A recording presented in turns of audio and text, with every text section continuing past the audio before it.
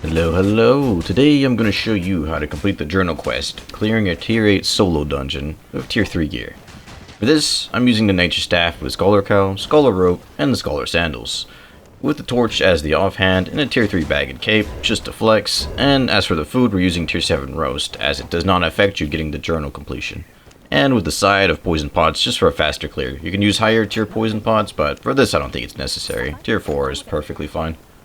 Little side note here is that you don't have to clear the entire dungeon in order to get this achievement. You could run all the way to the end of the dungeon and just kill the boss, and that's all you have to do. So you could either bring some higher tier gear and clear the entire dungeon like you would normally, or you could skip it all to the end. As long as you have tier 3 equipped by the time you're like killing the boss, then you'll still get the achievement.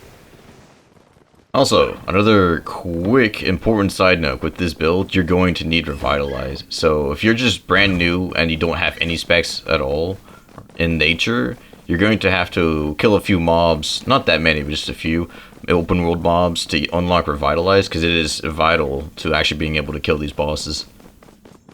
Here, I didn't realize I didn't have it on until I got in there, but I was lucky enough to have a bunch of journal rewards that gave me tomes, so I was able to unlock it in the dungeon. But for you, you might want to get it beforehand, just to be safe. With this example, we're just going to be running straight towards the boss. We might get downed a few times, but that's perfectly fine. I'll skip to the end here when we finally make it to the boss.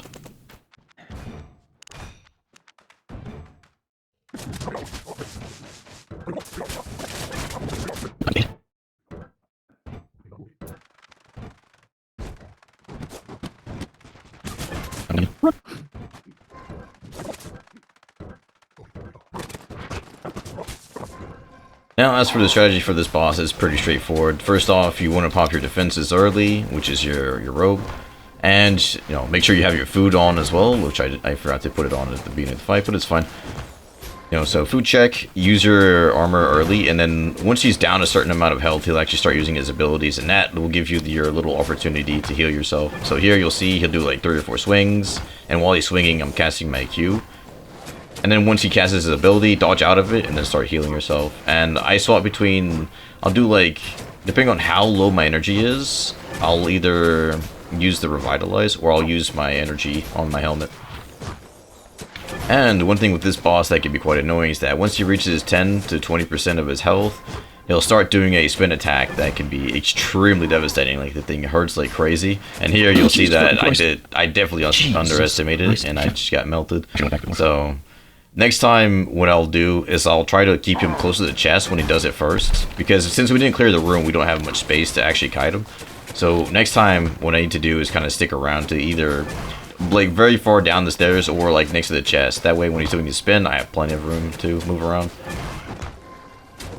But I don't have to worry about that until he gets to like 20% of his health.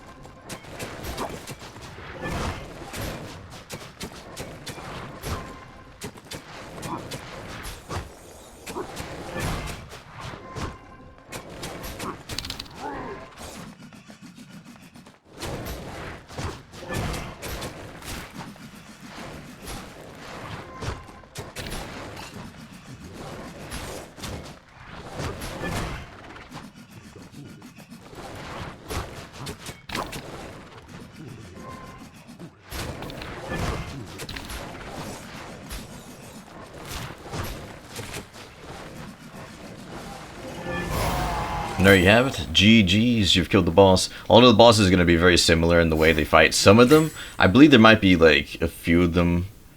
Like, I believe it's the Punisher, like one of the Morgana bosses that does so much auto attack damage, there's just no way to clear it solo. But most of the bosses, you should be able to clear it like this. There you have it.